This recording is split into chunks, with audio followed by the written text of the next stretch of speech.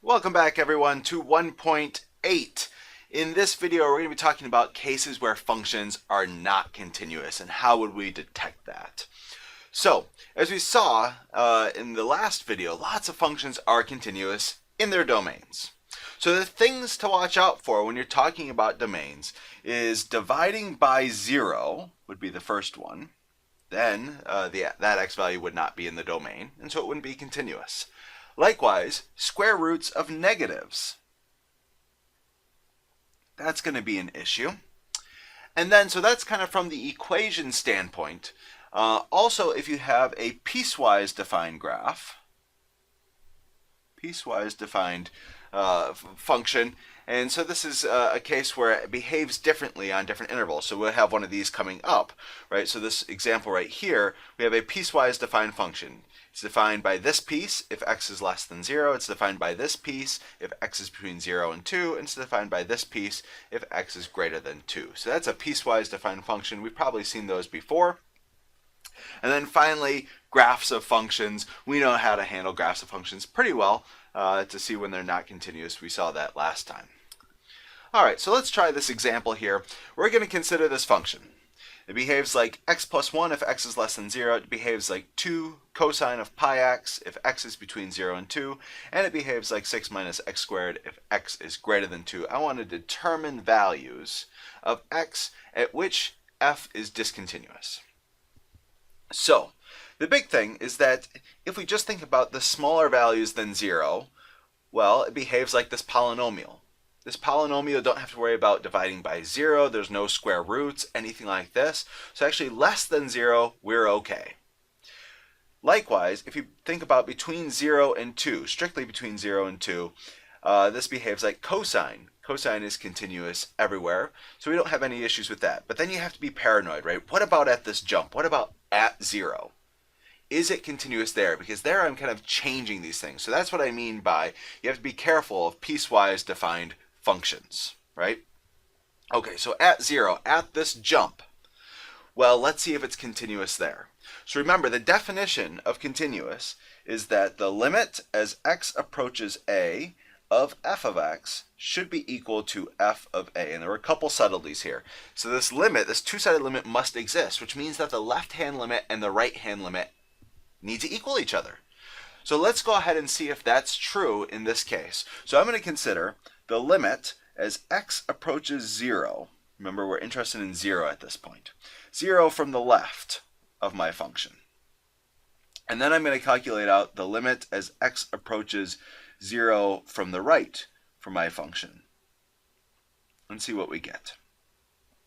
All right, well, if I'm approaching 0 from the left, let me kind of draw up my number line here. This will be 0 down here. And if I'm approaching from the left, notice that I'm approaching in a way that's smaller than 0, right? To the left of 0 are smaller values. They're negatives, right? So in this case, my function is going to be determined by this x plus 1. So this is where x is less than 0. So when I'm less than 0, when I'm approaching from the left, my function is going to behave like x plus 1. So this is going to be the limit as x goes to 0 from the left of x plus 1. Okay, now that I've simplified this down and I just see I have this x plus 1, well, I know this is continuous at 0. So I have no problem of just plugging in 0 everywhere I see an x, so I'll get 0 plus 1 is 1. Or likewise, I could think about using this direct substitution property.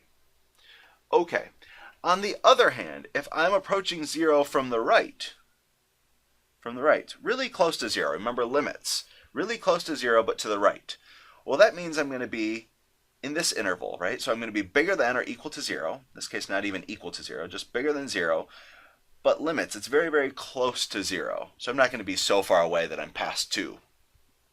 Okay, so when I'm approaching from the right, it's going to have the limit as x goes to 0 from the right, and I'm going to behave like this function, 2 cosine of pi x. And again, this is a nice continuous function. There's no problem with me just plugging in a 0 everywhere I see an x. So this is going to give me, let's see, cosine of 0, which is 1, times 2. So actually, in this case, as we approach from the left, we head towards 1. As we approach from the right, we head towards 2. So therefore, this two-sided limit doesn't even exist, let alone does it have a chance for it to equal the function's value. So where is it discontinuous? Well, if we were to sketch this out, we would see we'd have to lift our pencil here, because we'd end at 1, and then we'd have to jump up to 2. So where is it discontinuous? Well, one place is at x equals 0. We have a discontinuity. All right, that's one thing. All right, we have more though, right? Because it behaves even differently when we have x is greater than 2. So I need to be interested over here maybe. And now let's play the same game. So remember, here's our definition of continuity. Let's see what happens as I approach from the left and the right. So the limit as x approaches 2 from the left. So if I'm approaching 2 from the left, I'll use purple again, I guess. 2 from the left. Notice I'm smaller than 2. I'm close to 2, but I'm smaller than it. So I'm going to be in this case, right? So x is smaller than 2, but close to it. So I'm going to be in this case. So this is going to be the limit as x approaches 2, and our function is going to behave like 2 cosine of pi x. And then if I'm approaching from the right, x approaches 2 from the right. So approaching 2 from the right. So again, I'm close to 2, just a little bit bigger than it. So I'm in this interval right here when x is greater than 2. Well, when x is greater than 2, I have 6 minus x squared. That's my function. So it's going to behave like 6 minus x squared. Okay, again, both of these functions just on their own, we have no problems. Right, they're continuous. We can use the direct substitution property. So I'm going to go ahead and plug in 2. So if I plug in 2 here, I'm going to get 2 cosine of 2 pi. So 2 cosine of 2 pi, well, cosine of 2 pi is the same thing as cosine of 0, actually. It's 1. So 2 times 1, 2. Likewise, if I plug in 2 everywhere I see an x here, I'm going to get 6 minus 2 squared is going to be 4, and that also happens to be 2.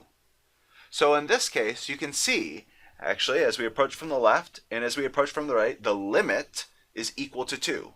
So the limit as x approaches 2 of our function is equal to 2 because the left and the right hand side agree. So now let's double check. So the limit's 2. What about the function's value? What is f of 2? Well, f of 2. Well, notice when we're equal to 2, I would be plugging it into the second row, right? Because this is when x is less than or equal to 2. So f of 2 is going to be 2 cosine of 2 pi, because again, I'm plugging in a 2 everywhere I see an x, and this is equal to 2. So in this case, the limit's value is equal to the function's value. So it's going to be continuous at x equals 2. All right, so is it discontinuous? The claim is it's only discontinuous at x equals 0. At x equals 2, it was actually continuous. Okay, so let me give you kind of some more definitions here, right? If f is defined near a, except perhaps at a, right, we say f is discontinuous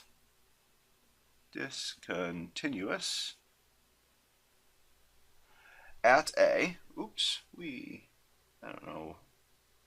Computer went crazy there. There we go. Discontinuous at a. Or we could say that f has a discontinuity at a. Again, if f is not continuous at a. So we have this word discontinuous or discontinuity I want you to be familiar with. Next up, we're going to tell you about different types of discontinuities. So we have something called a removable discontinuity.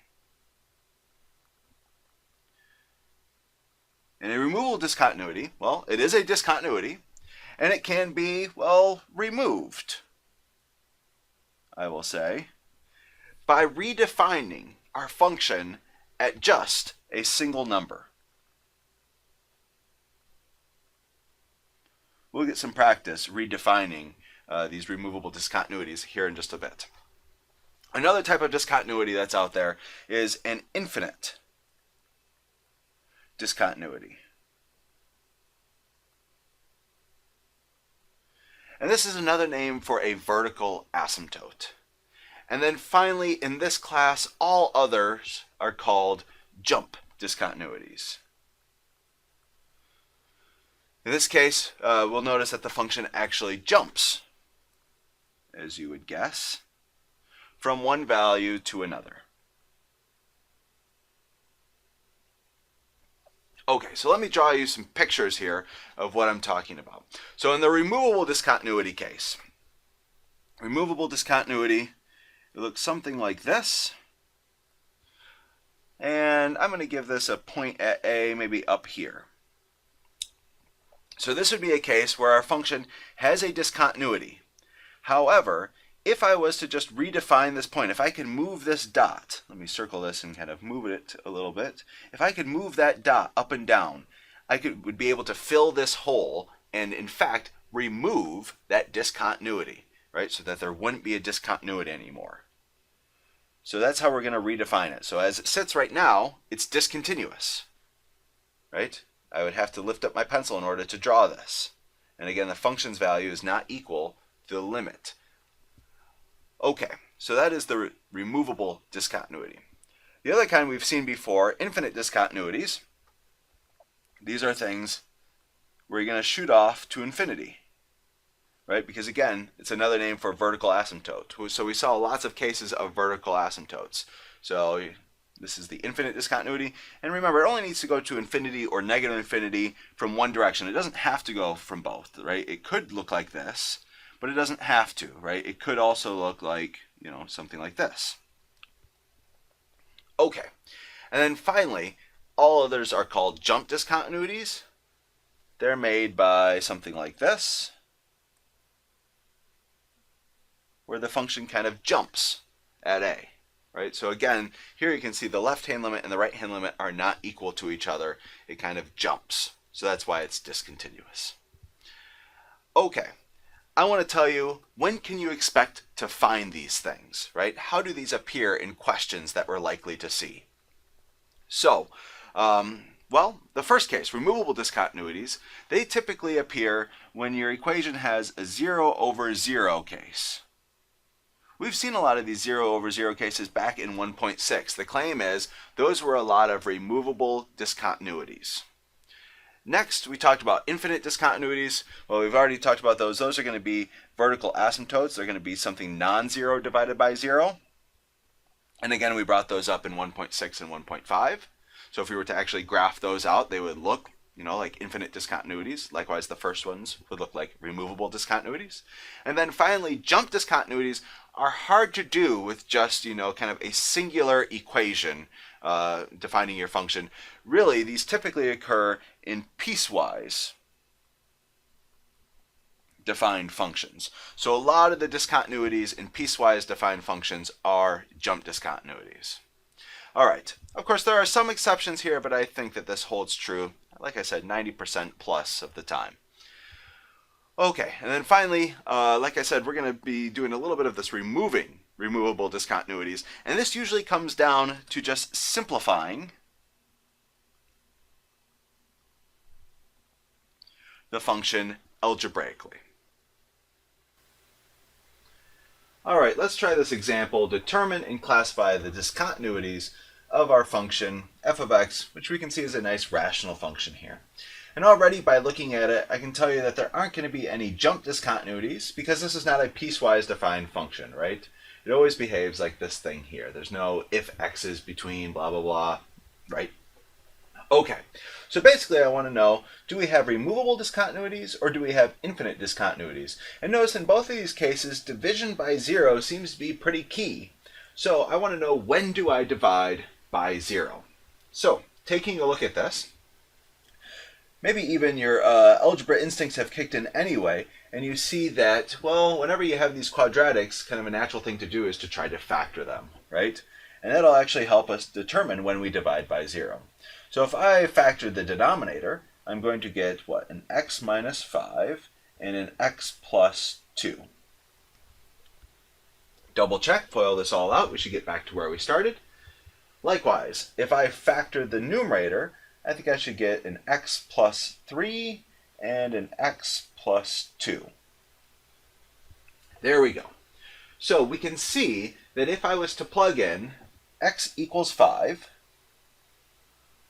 or x equals 2, sorry, not 2, but negative 2, these are discontinuities.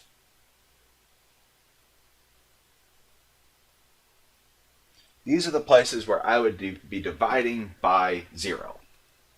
And as we saw on the last page, right, way up here, these are the things that we're watching out for. Dividing by 0 is certainly one of them. If I had square roots of negatives, well, I don't have any square roots, so there's no way that could appear. This isn't a piecewise defined function, and of course it's not a graph. It's an equation. Okay, so dividing by 0 is the only thing that I really have to watch out for. So these are my discontinuities. So I've now determined the discontinuities. Now I want to classify the discontinuities. All right, so if I was to go ahead and plug in 5, for instance, plug in 5, I would get in the numerator 8 times 7. So 8 times 7 would be 56 divided by, and if I was to plug in 5, I would have 0 times 7. That's going to be 0. So x equals 5 is an infinite discontinuity.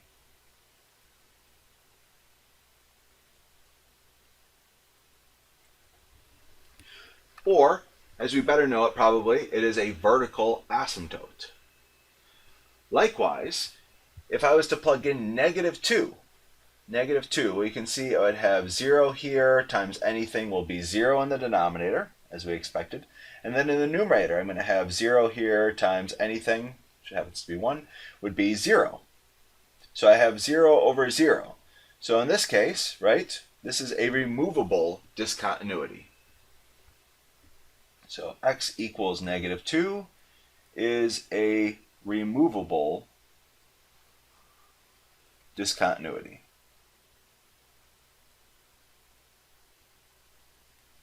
So there we go. We have determined and we have classified the discontinuities. Okay, let's try one more example before we end this video. We have a different function now. The claim is it has a removable discontinuity at 1. Let's be able to verify that. And we want to find a function g of x that is basically the same as f of x, right? It agrees with f of x for all x values that aren't 1, right? And we would like to make it continuous at 1.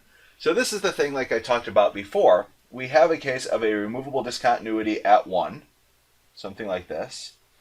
And we would like to figure out what value should I put there to plug that hole, to make it continuous. And, as the remark specified, the act of removing this removable discontinuity comes down to really simplifying the function. All right, so let's go ahead and take this and simplify it. So I'm going to have, in the numerator, let's factor out a 3x. And for the first term, a 1 will be left over, and the second term, a negative 1 will be left over. In the bottom, I can factor this by remembering and taking a look at that, hey, this is a difference of squares. So I'm going to do x minus 1 and x plus 1. So notice there are two discontinuities here. There's one at 1 and there's one at negative 1, because that's where I'm going to be dividing by 0. However, the one at 1 is a removable discontinuity because you also have this x minus 1 term up here. And if we just cancel that out, just like so, we're going to get the function 3x over x plus 1.